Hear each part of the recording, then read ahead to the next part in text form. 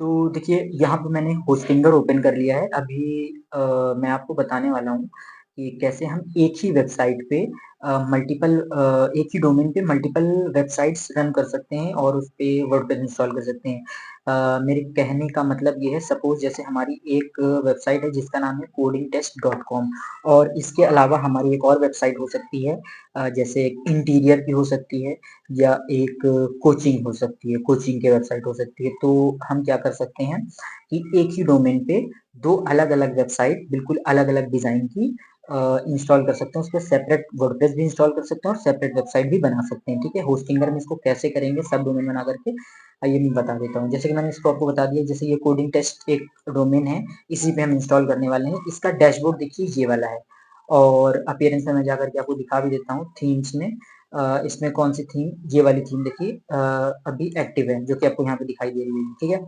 अभी हम क्या करते हैं, अपनी सेम जो भी आपकी होस्टिंगर है, डोमेन है, उस पे आपको आकर के सबसे पहले आपकी जो वेबसाइट है वो सिलेक्ट कर लेना है। आप जब होंगे तो आपको कुछ ऐसा दिखाई देगा।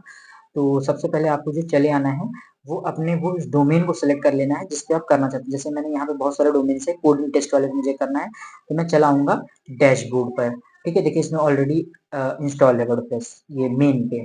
तो अभी इसका एक हम सब डोमेन क्रिएट करेंगे।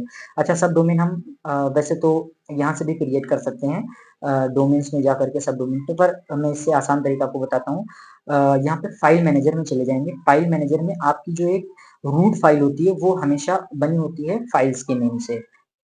अभी इसको ओपन हो जाने देते हैं। देखिए जैसे कि ये ओपन हो गया है, तो यहाँ पे आपको दिखाई दे रहा होगा public.html। अच्छा, जितनी भी एक इसको रूट फाइल बोलते हैं, जितनी भी आपकी मेन वेबसाइट की, यानी कि जो हमारी ये कोडिंग टेस्ट की जो भी फाइल्स हैं, वो भी यहाँ पे हमें इंस्टॉल मिलेगी। कैसे देखते हैं, डबल क्लिक करते हैं तो यहाँ पे देखिए, कभी भी जब भी सब डोमेन आप बनाएंगे वो उसको इसके अंदर नहीं, उसके लिए एक सेपरेट फोल्डर बनाना है। यही गलती अक्सर हो जाती है, तो पूरी वेबसाइट आपकी जो मेन वेबसाइट है वो भी बेकार हो सकती है, ठीक है? तो देखिए यहाँ पे आपको कुछ भी नहीं बनाना है, कभी भी नहीं करना है, ठीक है? तो अगर अगर आप यहाँ पे कुछ भी इंस्टॉल कर देते हैं तो वो आपकी पूरी मेन वेबसाइट को इफेक्ट कर सकती है। तो इस वाले स्टेप को बिल्कुल ध्यान से देखना है। तो यहाँ पे हम करेंगे क्या, हम एक बना लेंगे एक सेपरेट फोल्डर, ठीक है? तो यहाँ पे बनाने के लिए देखिए फोल्डर का ऑप्शन साइड में आपको दिख जाएगा। फोल्डर पे आप क्लिक करेंगे और यहाँ पे आप वो नेम दे सकते हैं जिस नेम से आप बनाना चाहते हैं, ठीक है? ये बना दिया और मेक श्योर कीजिएगा कि इस चीज़ों को आप स्मॉल रखें और उसमें कोई भी कैपिटल वर्ड या स्पेशल कैरेक्टर वगैरह नहीं होने चाहिए, क्योंकि अगर फ्यूचर में आप एसईओ करते हैं तो वो आपको प्रॉब्लम देगा। और यहाँ पे नेम जो है वो आपको बहुत ध्यान से रखना पड़ेगा। अगर आप फ्यूचर में एसईओ करने वाले हैं तो कोशिश करें कि जो नेम है वो आपकी बिजनेस को सूट करता हो, यानी गूगल आसानी से उसको समझ सके। तो स्मॉल में रखें और सपोज इंटीरियर मैंने एक रखा हुआ, तो आप इसी तरीके से कुछ रख सकते हैं। तो मैंने यहाँ पे किया क्रिएट फोल्डर। जब हम फ़ोल्डर क्रिएट करते हैं तो क्या हो गया, हमारे ये फ़ोल्डर जो है वो क्रिएट हो गया इंटीरियर के नेम से। अगर हम पीछे जाएँगे तो यहाँ पे देखिए ये पूरी वेबसाइट अलग है और इसके अंदर, इस डोमेन के अंदर हम एक सेपरेट वर्डप्रेस इंस्टॉल करने वाले हैं। उसमें बिल्कुल दूसरी वेबसाइट चलेगी, उसका एडमिन भी अलग होगा और उसका पाथ भी अलग हो जाएगा। वो इंटीरियर के नाम से होगी, ठीक है? ये हो जाने के बाद अब आपको कहाँ पे चले आना है, अपने डैशबोर्ड में चले आना है। जब आप होस्टिंगर के डैशबोर्ड में आएँगे तो यहाँ पे आपको वही जिसमें आपने बनाया है, मेरे पास बहुत सारे डोमेन्स हैं, हो सकता है आपके केस में सिर्फ एक डोमेन हो, तो वहाँ पे आपको ये डोमेन सेलेक्ट कर लेना है। जब ये डोमेन आप सेलेक्ट कर लेंगे तो आपको यहाँ पे एक ऑप्शन मिलेगा वेबसाइट्स का। वेबसाइट में आपको दिख जाएगा ऑप्शन ऑटो इंस्टॉलर का, ठीक है? ऑटो इंस्टॉलर में अब हम क्या करेंगे कि देखिए हमारी जो वेबसाइट है इसके अंदर और भी एक बना हुआ है, जैसे वर्डप्रेस इंस्टॉलेशन में रियल एस्टेट के नाम से, ठीक है?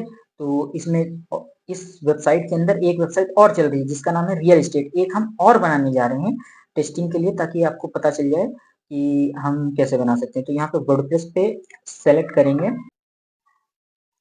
अब यहाँ पे एक ऑप्शन आपको दिखाई देगा एडवांस का, इस पे आपको क्लिक कर देना है। टाइटल आप चाहें तो कुछ दे सकते हैं, मैं ऐसा कर देता हूँ इंटीरियर वेबसाइट दे देता हूँ। ये मैंडेटरी नहीं है, देना चाहें आप दे सकते हैं, नहीं देना चाहें नहीं दे सकते, कोई दिक्कत नहीं है, ठीक है? यहाँ पे ये चीजें आपको बिल्कुल सही से सिलेक्ट करनी है। जो भी आपने डायरेक्टरी वहां बनाई थी, यानी उसमें स्पेलिंग में मिस्टेक नहीं करनी है, वही आपको सेम यहाँ पे डालनी रहेगी। अच्छा, अगर आप कुछ स्पेशल कैरेक्टर वगैरह यूज करके बनाएंगे तो फिर वो आपको वार्निंग देगा। तो आपको मेक श्योर करना है कि स्मॉल में रहे और उसको बिल्कुल सिंपल बनाने की कोशिश करें।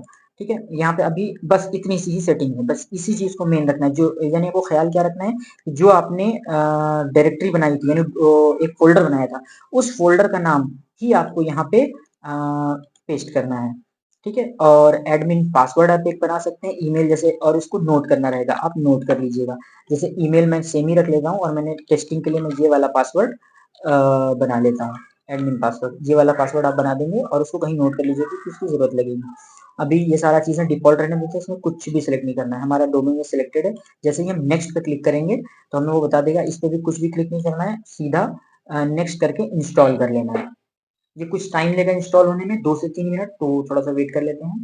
तो देखिए ये अभी इंस्टॉल हो चुका है, करीब इसने 2 मिनट 2.5 मिनट लिया, वो डिपेंड करेगा आपके इंटरनेट स्पीड पे। तो देखिए यहाँ पे एक डोमेन बन गया, codingtest.com/interior। अभी जो ये जो दूसरी वाली वेबसाइट है हमारी, वो इस पे हमको शो होगी, यानी अगर जब हम इसको हिट करेंगे इस वाले डोमेन को, तब वो हमें दिखाई देगी।